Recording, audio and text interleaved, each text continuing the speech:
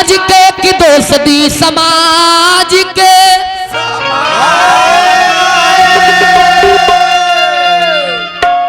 ए चाचा के करा के दोष दी इतनी ना बुझात बा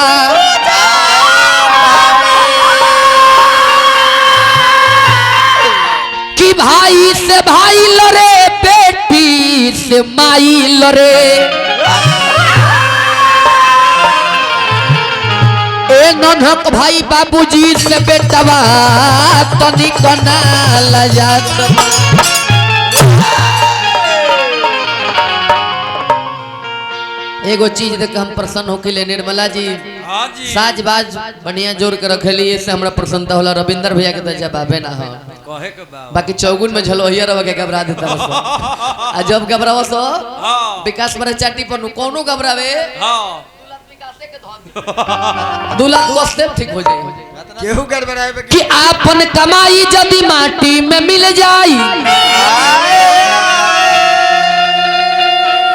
तो दूसरा के धन चोरावला से का होखे के बाटे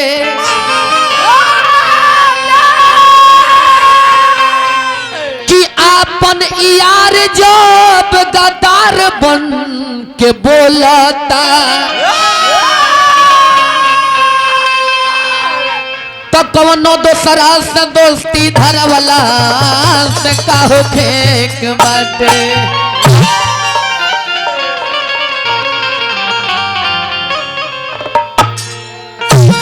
अब पहले भगवान के कथा 10 मिनट में पूरा कर जाई आ तब एगो लाइदारी का विवेक भैया के कैमरा खातिर वाह वाह विचार करी अब विदाई कर दिल बने का भैया रजनीश भैया विदाई हो गई बा विदाई नहीं खेलू ब्यास जी का भी तभी रोक दे 10 मिनट का है कि जब सब लोग को भगा दिले बड़ी तो वह ना बैठ के सुनिए विवाह का गीतवा ऐसा 10 मिनट विदैया रोक दे हाँ तारा बहुत काम बा दिन भर दाढ़ियो ना बनाओ के बा जानते नहीं कि कितना स्टैंडर्ड घर के तू लेका तू भइला प्रमोद राठौर मिथुन बाबा सब लोग के जवाब बा केस बहारे के बाद भाबा का कथा भौजाई हमर छोड़ले रहली है कहवा राम चारों भाई दुल्हा बन के आंगन में विराजमान हो गई बानी ए जे हमनी के घर के सखी लोग आवेली तने खड़ा होकर सेवटी गावला लोका मास्टर तो बढ़ाइए आहा कि ओइले सुने ना के आंगन पहुनवारा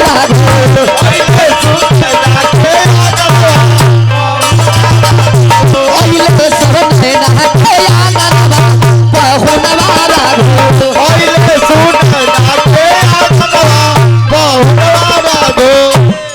कलिए जे राउर आवाज तिवारी जी ऊपर नहीं खींच रहो देखिए हमने के आवाज फंसे वाली आवाज ना हो ना निर्मला जी हम भनी रमा शंकर भाई बूढ़ा जी चाहे संजीत बाग हमने के आवाज फंसे वाला ना हो ना हमने के आवाज मोहर वाला हो गइल बा 200 दिन गइबो त ना ऐसे बेसी फंसी ना 20 दिन रेस्ट करबो त ना ऐसे अधिक खुली तो आई हो बहुनवारा घो दिया के सजनवारा घो आई हो बहुनवारा गो सिया के सजनवारा गो आई हो बहुनवारा घो दिया के सजनवारा घो सब पर झूला लबानायन बहुनवारा घो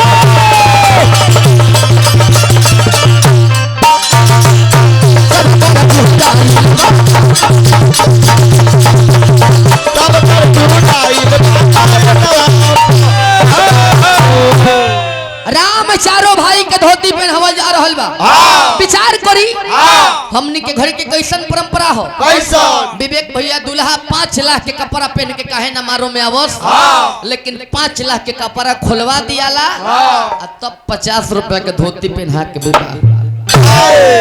हमने के घर के माता बहन लोग शिक्षा दिली कि बबुआ कितनो लम्हर आदमी हो जाई हो लेकिन कबो अपना कल्चर के भुलाए के नहीं धोती पहनावल जाता सखी लोग आवेला कैसे कि धोतिया पहनी लो ये दूल्हा तो धोतिया पहनी लो ये दूल्हा पहिला ससुर का गली में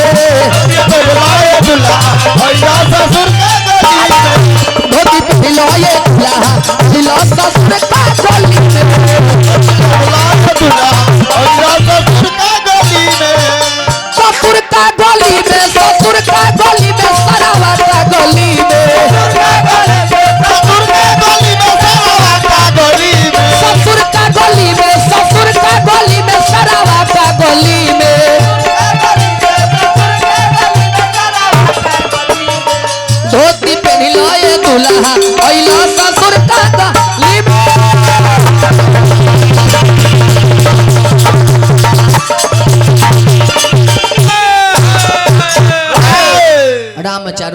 धोती पहनावल गइल भावर घुमावल गइल जे दुल्हा ठनगन करेले मारो में ठनगन करेले नु ई धोती ना पहनब अंगूठी ले सिकड़ी ले लेकिन त हमर घर बा साड़ी या धोती बिना कहले दोनों ब्यास का मिल गइल बा ई नु श्रद्धा हो आ त कहीं कहीं कहत रह जाई कि जकार्ता कहे के हिया खोल दे कि कैसन दरबार बा बिना कहले हमनियो के साड़ी जवन साड़ी मिलल बा उहे साड़ी बिहान पहन के दिन में रहे के बा ई ना पहनबू तो दूसरे पहनिया बाकी पहन के रहे के पड़ी साड़िए पता रहे हम देखे के चाहते हैं लेकिन नचनिया लोग के दिन में हम लहंगा फांगा पर ना देखे के चाहिए ना दिन में साड़ी पहन के आओ तब ब्यास के सामने अबू साड़ी पहन के तो ब्यास के मन तनी हरिहर रहे बबुआ अब